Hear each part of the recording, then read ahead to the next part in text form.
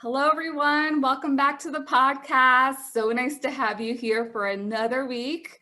And we have another wonderful special guest with us today. Emily Matras is the owner of Vivant Copy, a copywriting and content marketing studio that helps travel professionals create profitable, sustainable businesses. She shows travel pros how to write their way to more and better travel clients through the psychology of selling. With a background in marketing, journalism, and travel, Emily brings an expert perspective on how to stand out in the travel industry today. She shared her expertise with thousands of travel pros through leading industry organizations like the Travel Institute, Gift, Travel Weekly, Classic Vacations, and the Romance Travel Forum. Welcome, Emily.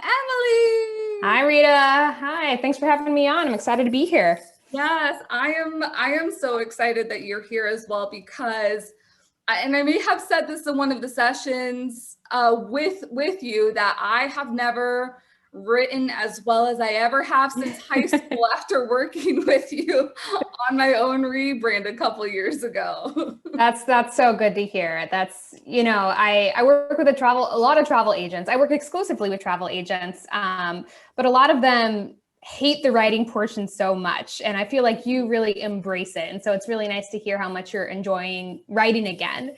So thanks for sharing that. Yeah. And I always try and keep like certain things in mind that you've taught me from the course. Good. Have an offer. Yeah. So I know when I first met you, it was through a gift event. I think it was Travel Entrepreneurship Week. And when they brought up copywriting, I was like, copywriting? I'm like, what the heck is copywriting? So can you give us like a brief synopsis of what copywriting is and why we should know about copywriting? Sure, absolutely. So first things first, I do copywriting, WRITE, not RIGHT. That is like a whole nother thing. I'm not a lawyer. I can't tell you how to patent a product or anything. So when I say copywriting, and I get that question a lot, like, oh, what law school did you go to? Nope, didn't do that. So copywriting is, it's marketing writing, right? And I make a slight distinction between copywriting and then content writing, which I can explain really quickly. Basically, I think of copywriting as writing that you do to spur someone to take a specific action. So for example, writing all of the text on your website, I would classify as copywriting because you should be writing all of that with an end goal in mind of getting your web visitor to reach out to you, right? That's the action you want someone to take. Slightly different is what I would call content writing, where the main goal is to really build and nurture a relationship with your audience. You probably do want people to reach out to you as a result, but the main goal is relationship building. And so that is typically your e-newsletter, your blog posts, often your social media posts. So copywriting in my mind is like a little more strategic and a little more focused on using sales psychology to push folks to take a specific action. Does that answer your question? Oh, yes, definitely. Perfect. And I think that's such an important thing, especially now, because you can't just write a post to be like, look, this pretty beach, call me if you want to go to this beach. Right. You really want to think through what your end goal is. How can you push someone to take a specific action? How can you really build a relationship with your reader? And if like everyone else is writing the same type of content, well then how, that's not going to get you anywhere. If everyone else is writing, top 10 places to visit in Italy, the same way without like a unique perspective, your content isn't going to do much for you. So going on to the content, what are some buzzwords that travel entrepreneurs should or should not be using in the content that they're producing? Sure. So one of my favorite words, and this is kind of a funny one, is get, G-E-T. Some of my clients push back when I use this word in their copy because it feels really casual. But the truth is, it's sort of like a power word because everybody likes to get things. Getting things is easy, right? It implies that you don't have to work for it at all. So for example, on your website, if you had like a little place for folks to sign up for your e-newsletter, often on your button, it might say something like, subscribe here, right? And that word subscribe implies work, right? You have to like fill out a form or you have to do something in order to get on the list, right? But what if that button instead said get on the list, or something that required or something that implied like ease and like an instantaneous reward, right? I would recommend, going that route. So the word get is really, really attractive and sort of like a magical word when it comes to copy. And such a simple word. It's such a simple word. Yeah. Yeah. So try it in your copy, particularly on like buttons, that people have to click, and see if that ups how many people are clicking on them. Mm-hmm. One other word I would want to chat about, which is kind of controversial, is the word free. Right? Okay. A lot of travel agents feel like this is kind of a dirty word to use in their marketing because they don't want to come across as, cheap. They don't want to attract folks who are only concerned about price or budget. Yeah. And I really respect that, and I'm mindful of that. And I think that's a very real concern. I don't think, if your goal is to not attract price shoppers, I don't think you should be leading your messaging with the word free in like big, bold letters. That doesn't need to be showing up in like the headline on your website, for example. However, the word free, kind of like the word get, is sort of like a power word. It's really, it's magnetic. Everybody likes free things, even rich people. Everyone likes to get something for nothing. So I think you don't necessarily have to excise the word free from your vocabulary, just use it strategically. So maybe you could try, instead of calling it your complimentary planning session, maybe it's your free planning session.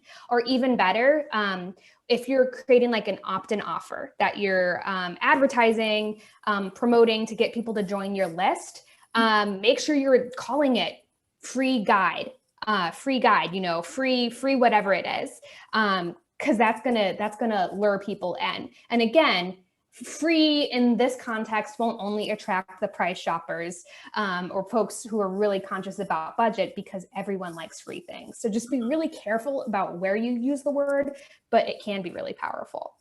So even use free over complimentary, because I have everything with complimentary. So I'm like, I know. And I use the word complimentary a lot in my clients as well. And I think it kind of comes down to your brand personality and your tone of voice. Okay. If my clients have like more of a sophisticated brand personality, I might choose the word complimentary. If they're more casual, fun, a little more youthful, maybe I might use the word free in that specific context. But even if they're more sophisticated upscale brand, I use the word free often when promoting like their opt-in offers, for example. Okay. All right. And so then going from these buzzwords, what are kind of like some content formulations that are kind of like attention grabbing, like this plus this equals wow? Yeah, that's a good question. And I was thinking about this before we chatted. And I think the one I would just share right now for your audience is a really simple one that folks have probably heard before. And it's like it's the elevator pitch formula, right? We do X for Y so that Z. We do X for Y so that Z. Whereas X is what you do, right? The type of travel you plan or your specialty, and then Y is your target audience, the specific type of traveler you want to work with. And then Z is like the big outcome, right? So for example, it might be like, we plan effortless, all-inclusive escapes for busy families who want to finally take time to make memories together, right? And I wanted to share that because I think it's a really great way to instantly clarify exactly what you do and who you serve, which is so important. Like, it's nice to be flashy, it's nice to be attention grabbing, but the most important thing you can do as a travel advisor is be really, really clear on who you're trying to attract. So that formulation is not just great as an elevator pitch, it's actually great to be used as an opener on your homepage, for example, underneath your headline. If you're struggling with how to start your homepage, if you feel all this pressure to be like cute and clever and attention grabbing, set that to to the side and just use this elevator pitch as your opening line, right? It's also a great way to open professional bios you have, or the bios on your social media sites, like on the Facebook story profile portion. It's all about leading with clarity. Does that make sense? Yeah. Now that you've said that, you said social media profile, and I started to think of LinkedIn, because I have more of a LinkedIn client. So I'm like, okay, I need to brush that up a little bit then. Yeah. Then the other thing I thought about is that you're so true that you can put that on your website, because especially from the story brand team, they are big on clarity. And that's one of the things that they mention, like, can you pass the grunt test? So if a caveman was looking at your website, can they go, okay, I can. Yeah. You've got like 5 seconds to capture someone's attention when they land on your website, right? So if it's not immediately clear that you can help someone just like them, they're probably going to X out. So having a really clear opening line like that cuts right to the chase, right? And then one thing I would emphasize is you really need that Z part, right? The big promise. It's not just about what you do. It's not just about who you serve. It's about what they really get out of working with you. And I would, encourage travel agents to think beyond simply the surface level benefits, like saving time, saving money, that kind of thing, and really dig deep into what your ideal client's true desires are. So like in our example, it was like finally making time to make memories as a family, right? That's like a deeper desire beyond simply saving time. Does that make sense? Yeah. And especially for me, I'm a single girl, so I don't have a family, but that even gravitates to me. I'm like, oh, I like what that person is saying. I know for myself, I have been trying to clarify my own message, because I was big into just group cruising, and now I've kind of niched my own travel business to cruise ship retreats.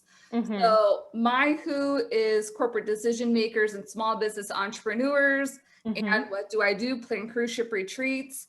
And the why, the immediate why, is obviously because it increases retention. But like you were saying, I need to dive deeper. And really what it is that you're looking for a transformation in people, and like big pictures you're looking to change the world. So that's something on my messaging and I guess strategy that I'm working on myself personally, to like really what's going to grab them. Yeah, because even though that formula sounds really simple, and it is simple, it has a really strong emotional appeal when you make sure you hit that Z element, the big Y at the end. Yes. Yeah, totally. And I mean, one of my friends they're in the food industry, they just redid their messaging too. And the first one, I was like, I don't really know why this is important. They gave me their second one, and I'm like, yes, that's what it is. It was just so exciting. Right. You know when you nail it. You know when you've nailed your messaging, when you get that kind of reaction, particularly from like your ideal clients, the folks you're trying to reach. Yeah. And then lastly, I mean, we all know that we're still in COVID times, even though I feel like we're a little heading in the right direction. And I know a lot of people are hesitant about posting different things about travel, because we have this crazy travel shaming that's going on now too. So how can people in their content word things that will still attract the people who are like, I need to get out of here? Yeah. It's a tough one. It's a tough one for sure. I think it's starting to become a little easier, because I think like we have that light at the end of the tunnel. At least I'm hoping, right? And so I think now folks are starting to think about travel again, whether it's travel this year, maybe not, but they're starting to like dream again, right? So I think travel agents can capitalize on that, like, simply starting off a posting, starting to dream again about where to go next. And then, I don't know, you can go in tons of different directions with that.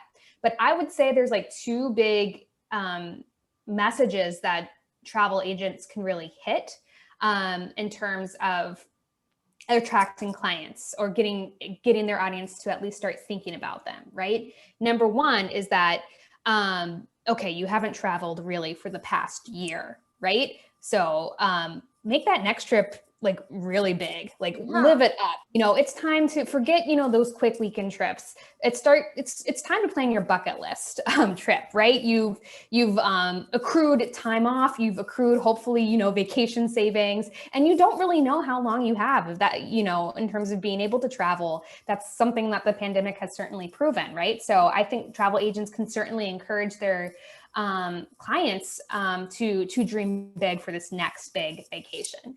And then I think the other sort of message that travel agents should be hitting and really taking advantage of is, look, I think we can start dreaming, but it's complicated, right? It's a constantly evolving situation. You know, we don't quite know when we'll be able to travel. There's a lot of confusing entry requirements from country to country. There's a lot of confusing cancellation clauses at properties and cruises, etc. It's a lot to navigate on your own. You really need a pro to lead you all through this, right? There's absolutely a opportunity for travel agents to take the helm and say, like, hey, look, it's confusing out there. It's constantly changing. You know, work with us to protect your investment, work with us to ensure that you know exactly what requirements you need to meet when you are ready to travel. Work with us so if things do have to be canceled, you know, you have someone who's going to work hard to get your refund back, right? I think, yeah, I think people do want to start dreaming about and planning travel again, but all of the constantly evolving situation and not quite knowing like when things will get back to normal is making people hesitant. And I think travel agents can really pick up the slack for the traveling public and really be leaders in this space. So those are sort of the two messages I would encourage folks to try to work into their content right now. Does that make sense? Yeah. And the other thing I was thinking about, because I feel like some consumer wise might be thinking, well, everything's kind of shut down, so travel agents aren't probably working either. And so I think another message to add on top of that is to be like, yeah, I'm open. I'm ready. Yeah. I'm ready for business. Yeah, I think for sure. And, you know, I've been hearing chatter from travel agents about how, because people have been cooped up for so long, there's going to be like rising demand possibly all at once. If you start planning earlier, you're going to get, you know, you'll have the most flexibility, the most availability, probably the best pricing. It pays to plan early if you're planning with a pro who can protect you. So I think that's another messaging. Like there are some good deals out there right now. You know, I don't want to encourage people necessarily to lead with like deal messaging, but you know, if you're willing to chance it, and again, willing to have a pro plan it for you, you can have a really amazing vacation.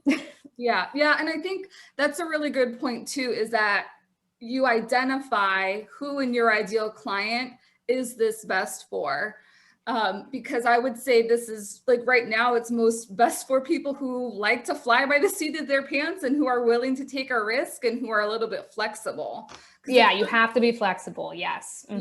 Yeah. It's not going to be for everybody, but and there's people that are looking, because I've seen lots of agents booking right now. So people are out there, and I know if I could, I'd be getting out there right now myself as well. My fear is that like as soon as it is deemed quote unquote like safe to travel again, everybody's going to rush all in at once, right? But if you start planning now and sort of predict, okay, maybe it will be safe at this X date. Okay, maybe you're wrong and you have to cancel. But if you're right, man, you're going to be ready to go, and everyone's going to be jealous of you as you're taking off on the jet.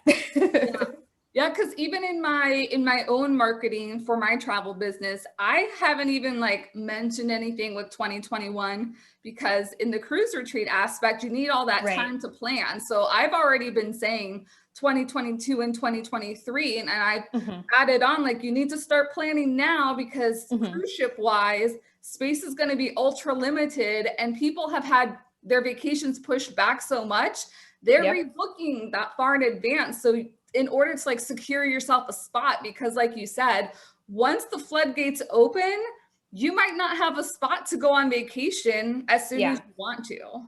Yeah. And even if this were a normal year for some types of travel, it wouldn't be too soon to start planning for 2022, right? I mean, we're already into February 2021. Those winter vacations for the next year for certain destinations, planning should already be underway. So yeah, I think there's definitely an opportunity for travel agents to, if you've been like sort of holding back on making it known that you're open for business, I think you can sort of start putting those feelers out right now. Yeah. So I know that you periodically run courses or special programs.